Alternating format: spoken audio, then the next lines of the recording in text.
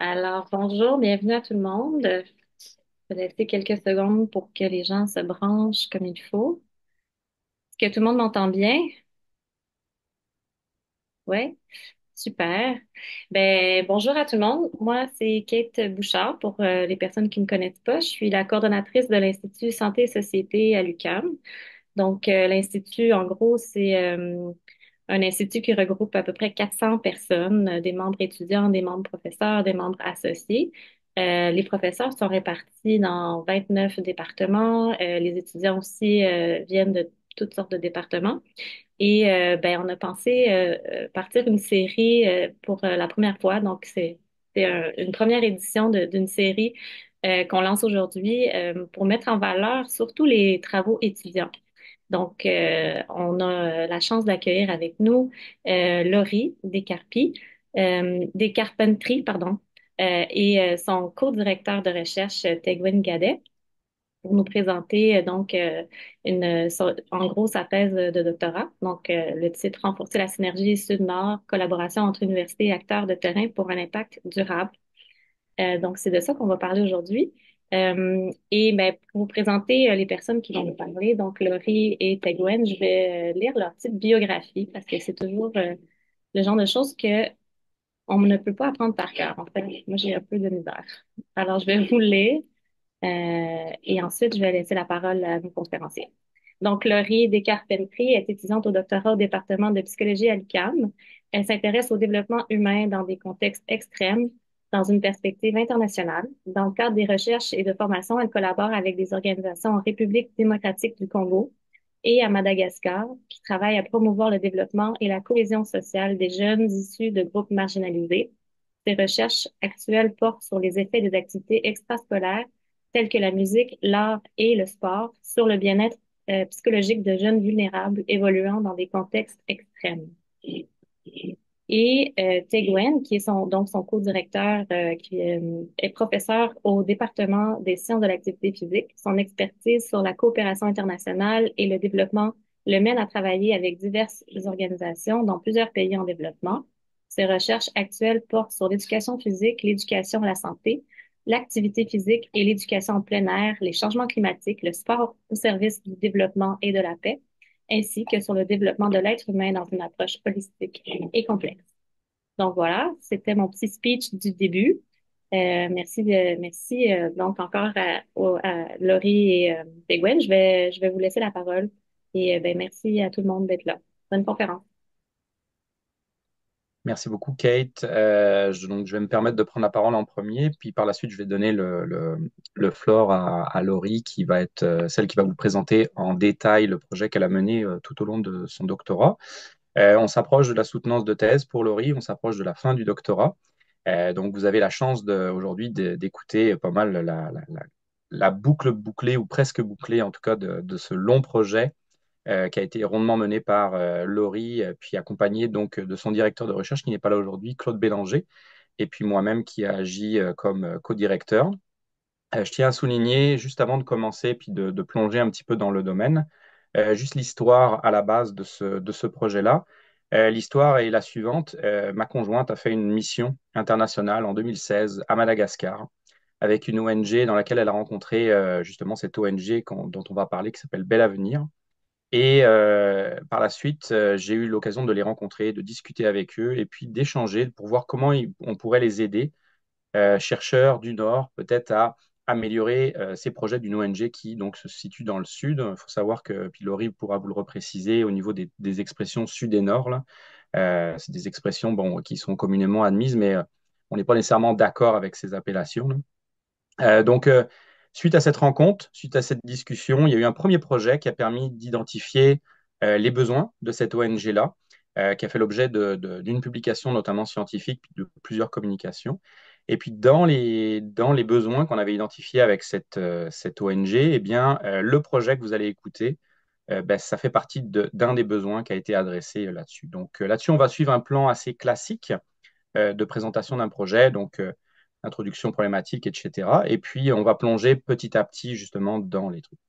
Je termine avant de donner la parole à Laurie en vous présentant un petit peu l'ONG Bel Avenir. Donc, c'est une organisation qui est africaine, qui est basée dans l'île de Madagascar. Donc, vous voyez que c'est la grande île, on l'appelle la grande île en Afrique, qui est tout en bas au sud-est du continent africain. C'est une ONG qui existe depuis plus de 30 ans maintenant. Et l'histoire de cette ONG, en fait, c'est de dire, est-ce qu'on peut aller proposer de l'éducation de qualité aux jeunes qui en ont le plus besoin? Sans vous faire la grande, grande histoire de tout comment s'est montée l'ONG, c'est une ONG qui est à la fois malgache et à la fois avec des relations et des tissus internationaux. Et vous avez des photos ici de tout ce que l'ONG présente et propose à ces jeunes, des jeunes dont Laurie va vous parler, qui sont vraiment, qui vivent dans ce qu'on appelle des conditions extrêmes, donc peu d'éducation, peu accès à des ressources de soins, manque de nutrition ou malnutrition, évidemment très vulnérables à toutes les épidémies, les pandémies, etc. Mais malgré tout, cette ONG-là, elle propose des activités qui permettent aux jeunes éventuellement d'avancer dans la vie, de s'en sortir, de se construire. Et c'est un petit peu ce qu'on a voulu regarder en fait dans ce projet-là. C'était leur demande de voir si justement les jeunes qui vivent ces activités musicales, artistiques, sportives, vous allez le voir, Laurie va vous donner plus de détails, mais est-ce que ces jeunes-là se sentent mieux et peuvent se construire tranquillement pour aller dans la vie? Donc à partir de là, Laurie, je vais te donner la parole. Et puis, peut-être je peux parler de ça, puis tu pourras compléter, Laurie, en plus. Donc pour réaliser ce projet-là, ça s'est fait en plusieurs étapes. Je vous ai parlé de la mini-histoire avant. Et puis la mini-histoire après, pour la réalisation de ce projet, ben, ça a été de créer une collaboration assez unique entre donc l'ONG dont je viens de vous parler, Bel Avenir, et puis une université locale à Madagascar qui s'appelle l'UCM, l'Université catholique de Madagascar, qui est basée à Antananarivo, donc la capitale. Et puis donc nous, chercheurs à l'UQAM, incluant Claude, Laurie et moi, qui était l'équipe de l'UQAM. Puis vous allez voir que ça a été super intéressant, puis il y a eu beaucoup de débouchés qui ont ressorti de ça. D'où la peine de vouloir travailler justement dans le domaine de la collaboration, puis de créer, de tisser ces liens avec les gens. Je te passe la parole, Laurie, pour la suite, si tu veux compléter là-dessus. Non, bah, je pense que merci, tu as très bien fait le tour à ce niveau-là, puis on va continuer à en parler de toute façon à travers la description du projet. Donc, bonjour tout le monde, j'ai pas encore eu l'occasion de vous saluer, donc bonjour à toutes et à tous, merci d'être là aujourd'hui. Donc, par cette première diapo, je voudrais proposer quelques chiffres. Donc, actuellement, il y a près de 10% de la population mondiale qui vit avec moins de 1,90 $ américain par jour. Il y a environ un quart avec moins de 3,20 $ et presque la moitié de la population mondiale avec moins de 5,50 $. Donc, dans le monde, une personne sur deux en situation de pauvreté est un enfant et il y a environ 1,8 milliard de jeunes âgés de 10 à 24 ans, dont 90% qui vivent dans les pays du Sud global. Dès lors, on peut comprendre que les jeunes qui se développent dans les pays du Sud global sont plus souvent confrontés à l'extrême pauvreté, mais aussi à la malnutrition, à l'insécurité, au manque d'accès aux soins de santé, plus souvent confrontés aussi à la mise au travail très jeune dans des circonstances souvent pénibles. Il y a souvent aussi un manque d'accès aux ressources de base et un manque de liberté pour certains, si on parle par exemple des jeunes réfugiés. Donc, face à ces différents défis, les 193 pays membres des Nations Unies se sont accordés sur 17 objectifs pour favoriser le développement durable. Donc, ici, on les nomme ODD, Objectifs du développement durable. Parmi ces objectifs, certains visent l'éducation, la réduction des inégalités ou encore la pauvreté. Puis, le troisième objectif vise la bonne santé et le bien-être. C'est sur celui-là que nous, on s'est focalisé. Plusieurs vecteurs sont envisagés pour améliorer le bien-être de la jeunesse et l'un d'entre eux, c'est la participation aux activités extrascolaires. Donc, plusieurs études ont rapporté que les activités extrascolaires améliorent le bien-être à l'école, la réussite scolaire, la satisfaction des besoins psychologiques de base, de compétences et d'appartenance sociale, par exemple, et diminue le niveau d'humeur dépressive, d'anxiété, d'agression, de comportements antisociaux, de criminalité et d'adoption de comportements à risque. Néanmoins, la plupart de ces études, elles ont été réalisées dans les pays du Nord global et à notre connaissance, il n'y a pas eu d'études qui ont été réalisées dans ce qu'on appelle le contexte extrême. Le contexte extrême auquel nous sommes intéressés, donc comme Taïwan le disait, c'est le sud de Madagascar. La population malgache est estimée à environ 29 millions de personnes. Et c'est une population très jeune. Donc, on a environ 50% de la population qui a moins de 18 ans. Selon des chiffres de 2023, environ 67% des habitants du pays vivent en dessous du seuil de pauvreté de 2,15 $ par jour et près de 80%, donc 80% c'est énorme, vivent avec moins de 3,65 $ par jour. On parle de dollars US pour info, mais voilà. Donc, les crises politiques fréquentes ont clairement un impact sur le développement économique du pays. Les enfants malgaches sont fréquemment impliqués dans des activités économiques pour compléter le revenu familial. Donc, environ 37% des enfants âgés de 5 à 14 ans sont impliqués dans une activité économique ou au moins dans 28 heures de tâches ménagères par semaine. Euh, le travail des enfants, ça va de la vente de biens dans les rues ou dans les zones touristiques, au travail dans les mines, c'est les mines de sel ou de saphir dont on parle, voire jusqu'au travail sexuel, donc la prostitution pour soutenir leur famille ou pour se soutenir eux-mêmes.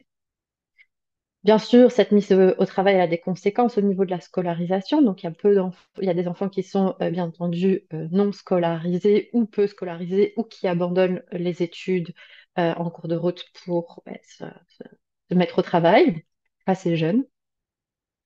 Euh, oui, 80% de la population malgache vit de l'agriculture. C'est intéressant parce que la sécurité alimentaire, malgré tout, est fréquemment menacée, surtout par des problèmes climatiques. Donc, on a des gros problèmes de sécheresse à Madagascar, mais aussi des inondations. Il y a des cyclones de plus en plus forts avec les changements climatiques qui ravagent souvent les cultures. On a aussi l'invasion parfois d'insectes nuisibles qui vont aussi dévorer, ce qui pose de grosses problématiques, notamment dans le sud. Euh, il y a, au niveau de la malnutrition, il y a près de 40% des enfants de 0 à 5 ans qui présentent un retard de croissance et 20% des enfants, spécifiquement dans le sud du pays, qui souffrent de malnutrition modérée à sévère. Donc la situation sanitaire du pays, elle est vraiment préoccupante. On voit une recrudescence de maladies comme la peste, le paludisme, ainsi que la persistance de la tuberculose ou encore de la rougeole, principalement en raison d'une couverture vaccinale insuffisante chez les enfants, sans parler évidemment de la pandémie de Covid-19 qui n'a vraiment pas épargné Madagascar. En ce qui concerne l'accès aux ressources de base, en 2020 encore, moins de 54% de la population avait accès à un service d'eau potable. Donc tous ces constats nous amènent à nous poser cette question. En vivant dans de telles conditions, qu'on peut clairement qualifier d'extrêmes, quelle est l'influence de la participation à des activités extrascolaires, artistiques et sportives sur le bien-être des jeunes?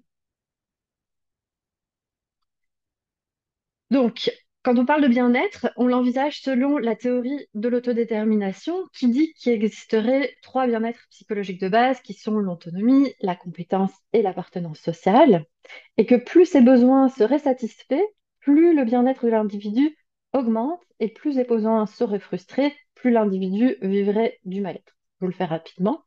Mais ce qui a comme conséquence aussi, c'est que ce mal-être, on pourrait à force développer des troubles de santé mentale. Alors, les activités extrascolaires dont on parle, ce sont des activités structurées, donc c'est-à-dire qui ont un horaire régulier, qui sont supervisées par un adulte, qui impliquent l'intégration à un groupe de pairs, l'acquisition de compétences spécifiques et qui visent le développement positif des jeunes. Ce sont des activités comme catégorie de réalisation de soi, donc elles impliquent des régulations cognitives et sociales. En termes d'opérationnalisation, nous, on s'est basé sur le nombre d'activités auxquelles participaient les jeunes, puis dans notre cas, c'est une seule. Alors, les objectifs, on va dire l'objectif général de cette recherche, c'est tout d'abord d'examiner l'effet de la participation à des activités extrascolaires sur le bien-être psychologique de jeunes qui se développent en contexte extrême, plus spécifiquement le sud de Madagascar. On a aussi 4 objectifs spécifiques qui sont la validation du cadre théorique, donc voir si la théorie des besoins psychologiques de base s'applique dans un contexte malgache, dans une population adolescente. Ensuite, on cherche à mesurer l'évolution du bien-être et des besoins psychologiques de base. On veut aussi explorer l'expérience des jeunes dans ces activités. Et enfin, on veut avoir une compréhension à long terme de cette expérience.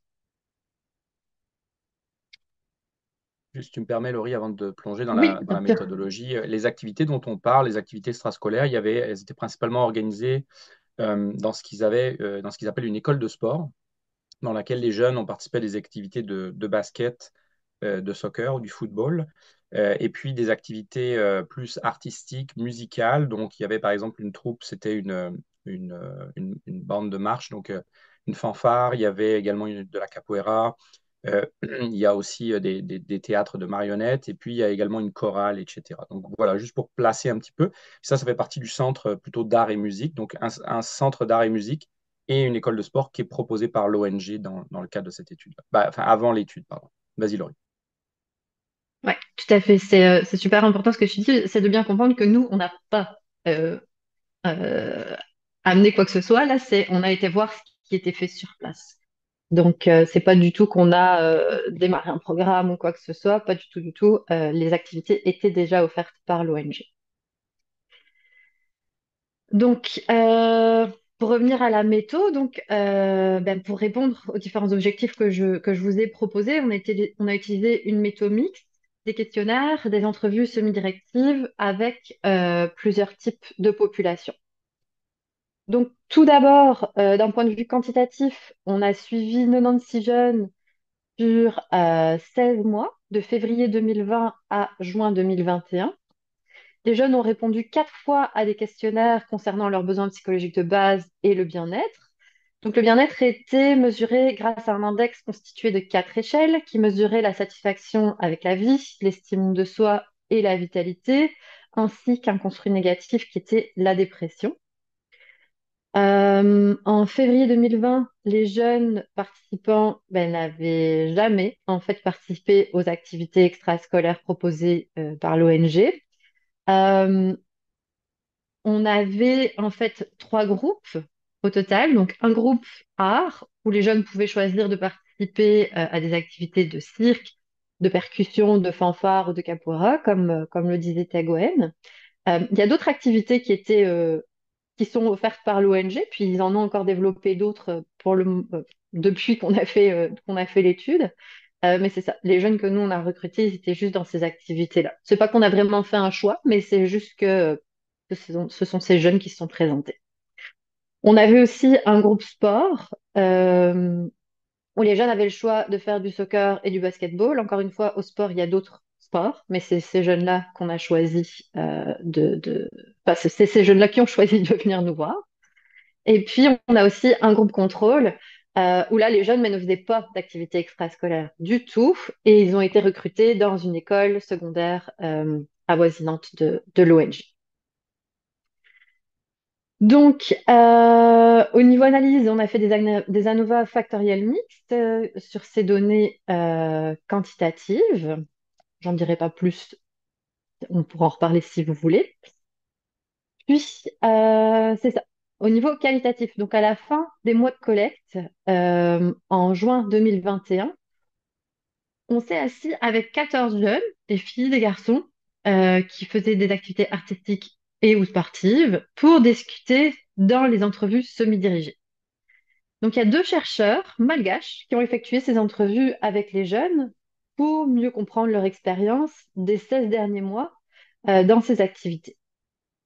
Les entrevues ont duré entre 23 minutes et 78 minutes. Elles étaient faites en malgache et ensuite elles ont été traduites en français à des fins d'analyse. On s'est aussi intéressé à une autre population qu'on a nommée anciens bénéficiaires. Donc ce groupe était constitué de 8 jeunes adultes de 19 à 27 ans qui, dans leur adolescence, avaient participé à ces mêmes activités. Ils ont été rencontrés par deux chercheurs, donc une chercheure malgache et une chercheure de CAM, moi.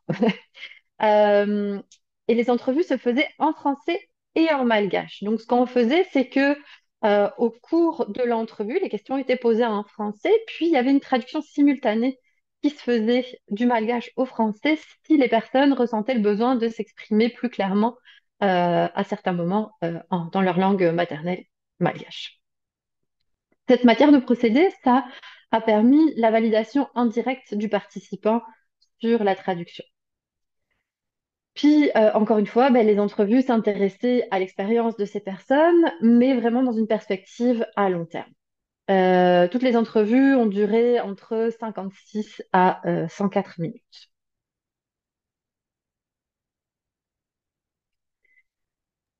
On a effectué des analyses thématiques sur toutes les données qualitatives. Elles ont été faites, encore une fois, par deux chercheurs, un chercheur malgache et moi-même. Le but de faire ces analyses conjointement, c'était vraiment de garder l'interprétation ancrée dans le contexte grâce aux chercheurs malgaches, mais aussi d'avoir un croisement des perspectives des chercheurs avec un regard plus extérieur que j'ai pu apporter.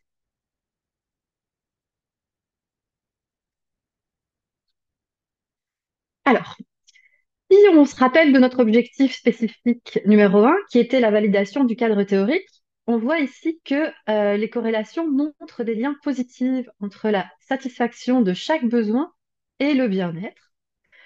La satisfaction des besoins considérés ensemble est aussi corrélée positivement au bien-être, alors que on voit que la frustration des besoins considérés aussi ensemble est corrélée négativement au bien-être.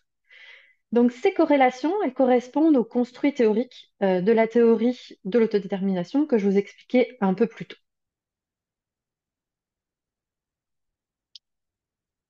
Notre objectif numéro 2, qui consistait à mesurer l'évolution du bien-être et des besoins, donc, on n'a pas trouvé de résultats significatifs en ce qui concerne le bien-être et les variables qui le constituent. Donc, vous vous rappelez, satisfaction avec la vie, vitalité, estime de soi et dépression. Par contre, en ce qui concerne le besoin d'autonomie, on a trouvé que pour le groupe A, il y avait une évolution de la satisfaction du besoin d'autonomie entre les temps 1 et les temps 2.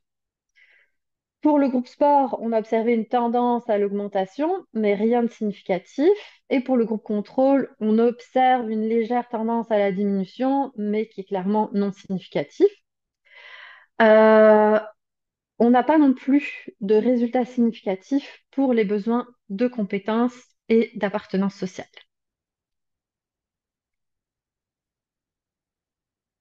En ce qui concerne la satisfaction des besoins considérés dans l'ensemble, on a observé une évolution similaire entre les groupes rares et les groupes sport. Dès lors, pour augmenter notre puissance statistique, vous vous rappelez, on a 96 participants, donc c'est ça, on a décidé de regrouper les groupes art et sport en un seul groupe expérimental.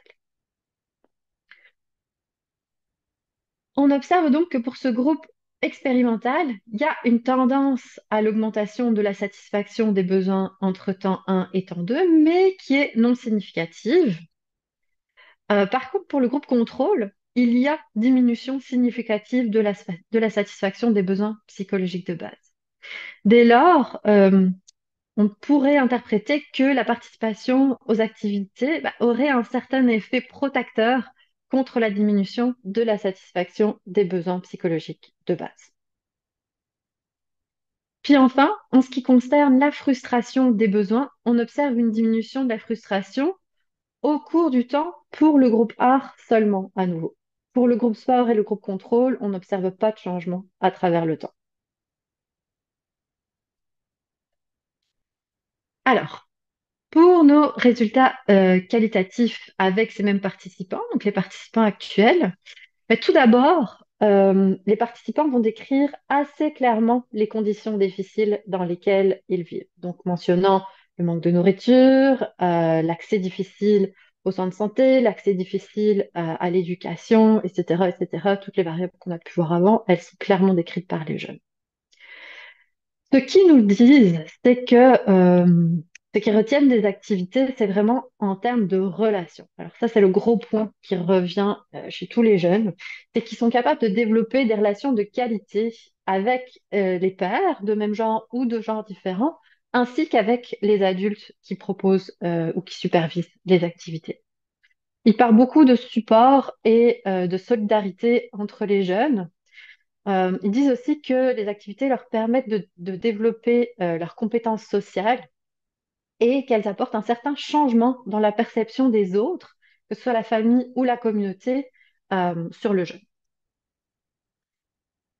Euh, les jeunes rapportent aussi que les activités ont un effet de protection, encore une fois, mais cette fois-ci plus précisément contre l'engagement dans des comportements à risque. Donc, par exemple, traîner dans la rue, la consommation de substances, des comportements qui pourraient amener à des grossesses précoces ou se mettre à voler.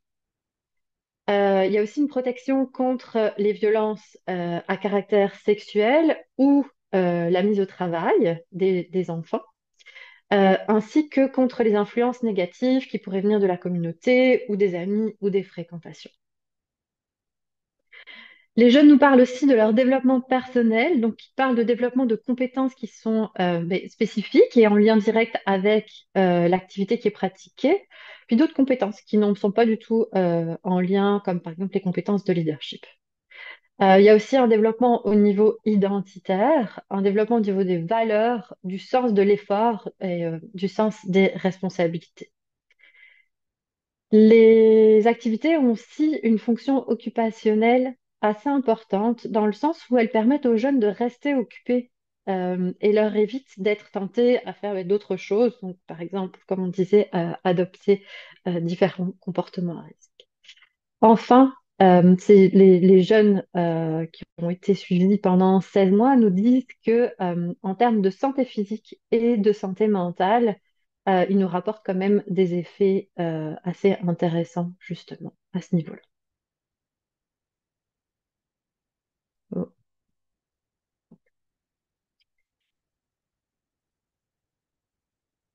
Alors, ici donc, on est chez les anciens participants, donc les participants adultes, qui décrivent à nouveau des conditions difficiles de vie qui reflètent encore une fois les concepts de contexte extrême de développement. Le thème qui prédomine encore, c'est le développement de relations. Donc pour les jeunes adultes, on voit que celles-ci, elles se poursuivent au-delà des activités. Plusieurs vont mentionner qu'ils se sont fait des amis, comme on dirait des amis pour la vie, qui côtoient encore aujourd'hui. Donc presque 10 ans plus tard, ils se voient toujours. Euh, Certains mentionnent aussi avoir trouvé des mentors dans leur activité, des adultes vraiment qu'ils ont pris comme modèle et qui les ont inspirés.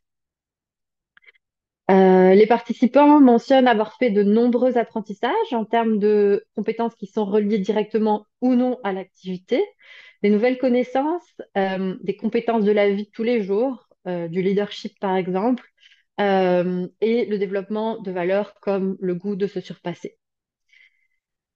Les jeunes se sont également vus confier des responsabilités dans les activités. Donc, par exemple, ils sont en charge du matériel, ils vont assister les responsables des activités et même pour certains, ça a même débouché sur une job au sein de l'organisation.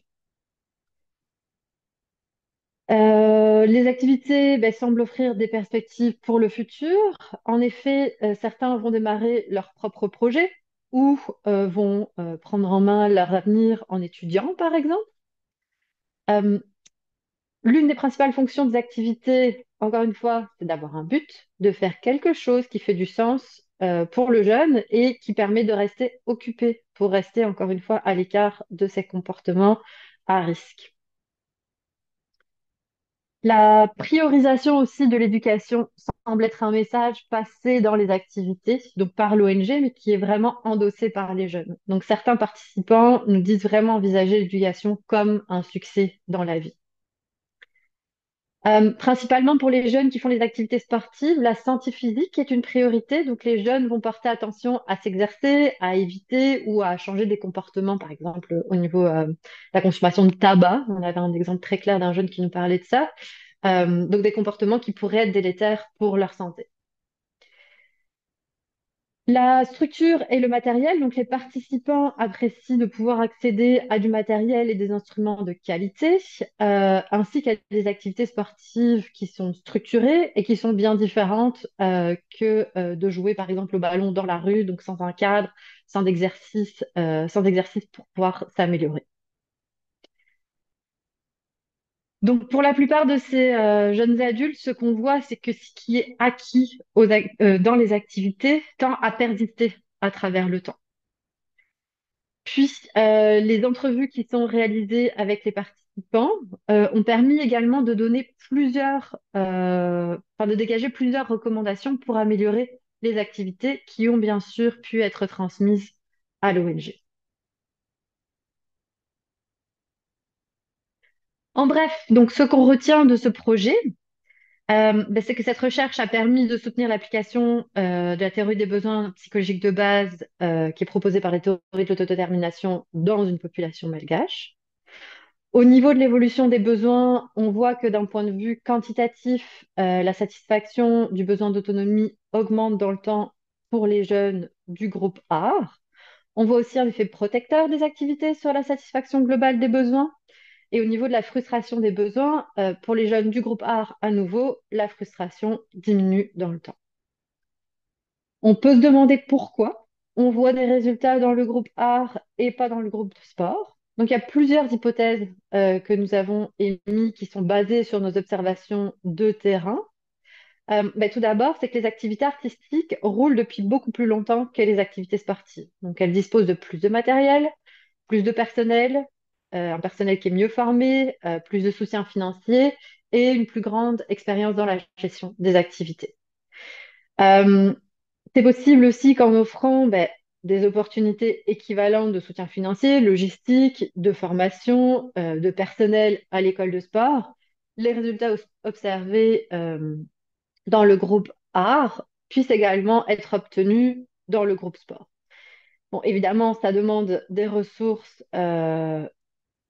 à l'ONG, donc ces ressources actuelles, elles auront besoin d'un soutien externe de la part des bailleurs de fonds pour atteindre ces objectifs.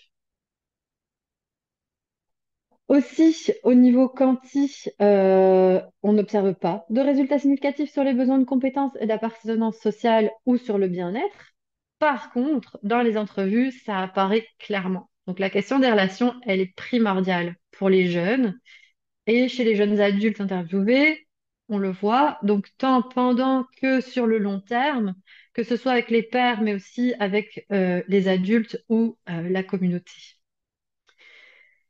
Les jeunes vont rapporter aussi développer des compétences directement liées ou non à l'activité et qui leur sont utiles à long terme pour se développer en tant que personne. Enfin, on comprend que pour certains jeunes, bien certaines conséquences du contexte extrême de développement qu'ils nous ont décrit et qui ont des conséquences donc sur le bien-être sont quelque peu tempérées, par les activités.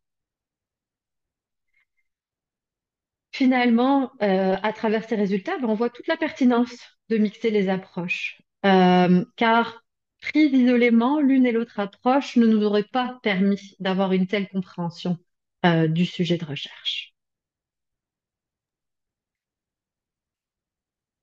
Donc, en plus des variables qu'on avait pensé à explorer, euh, de nombreux autres sujets ont émergé des entrevues. Donc, en effet, on a eu une description riche par les jeunes des défis rencontrés dans leur contexte extrême de développement. On a pu identifier des activités comme facteurs de protection contre la violence de différents types, la violation des droits des enfants et contre l'engagement dans des comportements délétères pour leur santé ou leur avenir. On a aussi noté le rôle occupationnel de ces programmes. Donc, on remarque également des changements dans la perspective de la communauté ou de la famille envers le jeune. Les activités, elles semblent combler certains besoins au niveau des ressources de base et partager un message fort, voire pour certains, ça va soutenir l'éducation.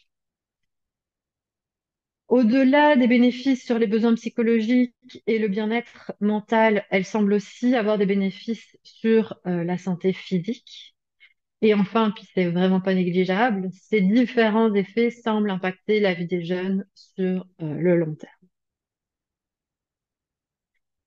Bien sûr, comme dans toute recherche, ce projet a connu des défis et a certainement des limites. Le plus important défi concerne, je pense, la pandémie. Comme vous avez vu, on a commencé notre collecte de données en février 2020, sans savoir que le monde allait s'écrouler en mars 2020.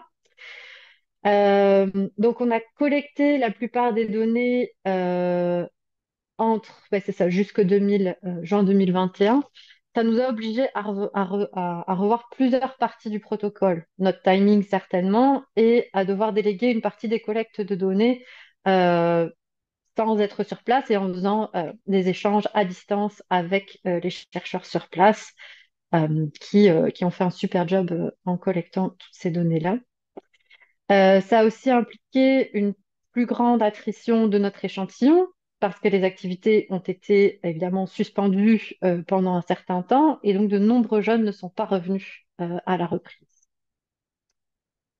Quant aux limites, il faut mentionner que les questionnaires ont été traduits mais n'ont pas été validés en malgache. Par contre, la bonne nouvelle, c'est que là, on travaille avec une collègue doctorante de l'UCM qui est en train justement d'utiliser ces questionnaires au moins concernant les besoins psychologiques de base et donc sont en cours de validation pour son étude de doctorat. Puis à refaire, on changerait certainement la passation des questionnaires en petits groupes vers des entrevues structurées pour s'assurer vraiment que les questions sont bien comprises par les jeunes.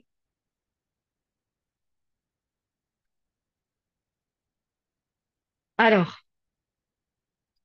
on souhaite quand même souligner que, premièrement, à notre connaissance, cette recherche est la première qui se fait en contexte africain sur cette thématique. Deuxièmement, la richesse des résultats qu'on a pu retirer de cette approche mixte. Troisièmement, la richesse d'effectuer une telle recherche de manière collaborative avec trois entités, donc deux organisations du Sud et une organisation du Nord. Donc, dans une perspective de décolonisation de la recherche, on s'est basé sur les besoins concrets de la communauté, comme Teguen l'expliquait au tout début de cette conférence. Donc, il y a eu des acteurs locaux qui ont été appliqués, qui ont donné une vision alternative à nos seules perspectives occidentales et qui ont gardé la recherche et les interprétations ancrées dans le contexte. On a travaillé au maximum en horizontalité, en essayant d'être à l'écoute de chacun, de chaque partie, de communiquer de manière fluide et continue, puis de pouvoir apprécier les points de vue de chacun et de chacune à travers tout ce travail.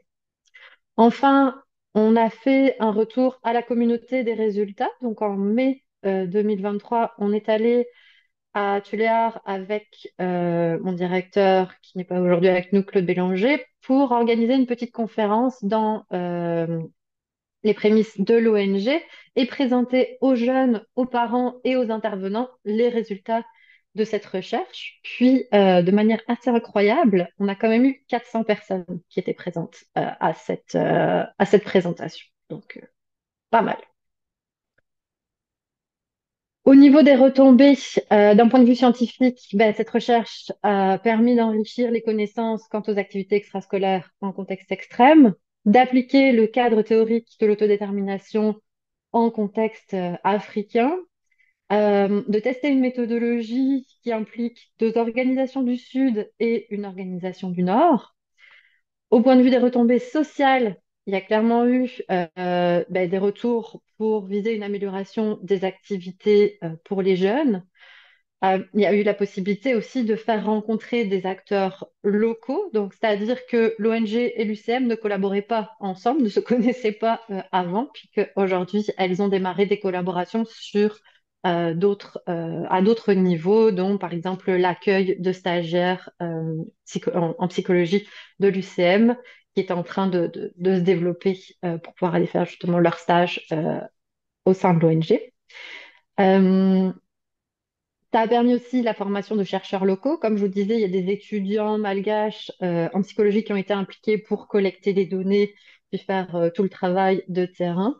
Ça a permis ces déplacements de former des intervenants aussi sur place au suivi psychosocial. Donc, les chercheurs étant, comme je disais, des étudiants en psychologie, ils ont pu aussi, pendant leur collecte de données, proposer des petits ateliers de formation aux intervenants pour bonifier la manière dont ils interviennent auprès des jeunes.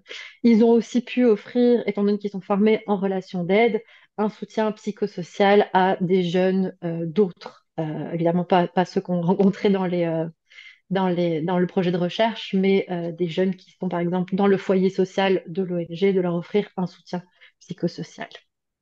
J'ajouterais, Laurie, si tu me permets, Oui, que vas-y. euh, au niveau des retombées également de ce projet-là, ben, le fait que des chercheurs s'intéressent aux activités d'une ONG, ben, ça rend beaucoup plus crédible l'activité de l'ONG. Donc l'ONG ensuite est capable de dire, ben, regardez, il y a des chercheurs qui nous ont étudiés, qui ont obtenu tel résultat. Donc ensuite, lorsqu'ils s'approchent des bailleurs de fonds, des organisations qui vont éventuellement investir ou donner de l'argent pour supporter les différentes activités, ben, c'est un énorme retour sur investissement parce que les bailleurs de fonds savent sur qui ils comptent. Il y a des chercheurs, ça montre la démarche, ça montre le sérieux de l'ONG. Puis dans le cas de Bel Avenir, ben, ils sont devenus vraiment un acteur majeur au niveau de Madagascar. Ils l'étaient déjà, mais ils le sont encore plus renforcés. Maintenant, ils sont même rendus au niveau de toute l'Afrique de l'Est et puis du Sud-Est, là. C'est vraiment une ONG qui est rendue quasiment un modèle pour ça. Donc, c'est pas à négliger non plus ce genre de projet-là, puis ce genre d'impact que les chercheurs peuvent fournir pour ces ONG. Vas-y, Laurie, je m'excuse. Ouais, non, mais c'est une très bonne intervention, en effet. Ouais. Ben, c'est ça. On est rendu en fait aux futures recherches. Ben, clairement, il y aurait des recherches à faire en termes de validation des concepts. Donc, le concept de bien-être, on voit que on n'a pas de résultats significatifs. Est-ce que c'est parce que nos outils n'étaient pas adaptés ou est-ce que le concept de bien-être doit être abordé différemment dans la culture malgache? Clairement, on aurait besoin d'une validation d'outils, comme on l'a dit. On aimerait ça aussi, pouvoir essayer de voir dans d'autres contextes extrêmes comment ces mêmes thématiques sont abordées, qu'est-ce qui se passe. Et puis, c'est important aussi de dire qu'il y a beaucoup de recherches quand même qui se font au niveau du sport. Teguen et son expertise, là, on le sait. Donc, le sport pour la paix et le développement, il y a ce gros mouvement qui fait qu'il y a pas mal de recherches qui se font sur le sport, mais il y en a peu quand même qui se font au niveau de d'autres activités et notamment de l'art. Donc, ce serait de voir si ce serait intéressant d'aller creuser sur qu'est-ce qui se fait et qui pourrait être recherché autre que le sport. Je ne sais pas si tu Je avais compléterais d'autres... peut-être. Ouais. Non, j'allais juste compléter, Laurie, sur le fait que vous le pressentez en arrière, la lourdeur logistique de mettre en place un projet comme ça. Laurie a à peine effleuré le fait que ben, à Madagascar, il parle le français, il parle le malgache, mais il parle surtout beaucoup de dialectes différents. Donc autour de l'ONG, on parlait encore un autre dialecte. Donc imaginez le nombre de traductions et de pertes d'informations qui se passent entre les différents dialectes. Vous imaginez, puis Laurie vous l'a décrit un peu le contexte aussi de mise en place d'un projet comme ça, dans un contexte extrême, dans un pays du Sud, avec peu de ressources, peu de moyens, toute la coordination à distance à travers la pandémie. Si on avait à refaire aussi, on éviterait éventuellement la pandémie. Éventuellement, on allouerait aussi beaucoup plus de moyens à ça. Par contre, c'est comme l'a dit Laurie, c'est vraiment un projet qui est porteur et qui a vraiment des axes vraiment très intéressants là-dessus. Puis l'autre aspect pour les pistes futures, c'est un peu dans la direction aussi de ce que fait l'ISS. Ça montre qu'on est capable de travailler sur la thématique de la santé d'une autre manière, pas par les axes les plus courants. Et vous voyez que, par exemple, des activités artistiques, comme le disait Laurie, sportives, peuvent aussi contribuer au bien-être de ces jeunes et puis à long terme avoir des effets qui sont protecteurs, des effets de, on fait des choix, on s'autonomise, on devient meilleur dans la vie. Donc, ce sont des activités qui ne sont pas à négliger, notamment dans ces contextes-là où les ressources et puis les moyens sont beaucoup plus réduits par rapport à ça. Puis je rajouterais dernière chose, peut-être en lien avec tout ce que tu as dit, Laurie, ça ouvre aussi une porte sur quels sont les ingrédients, quels sont les mécanismes qui font que ça marche pour cette ONG-là, puis qui pourraient éventuellement être répliqués ailleurs.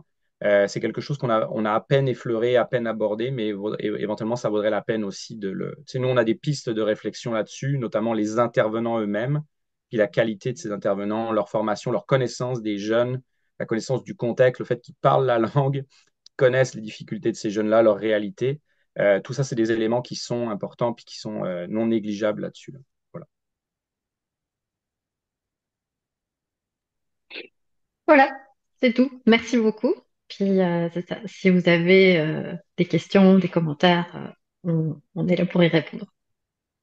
Merci. Super, merci beaucoup.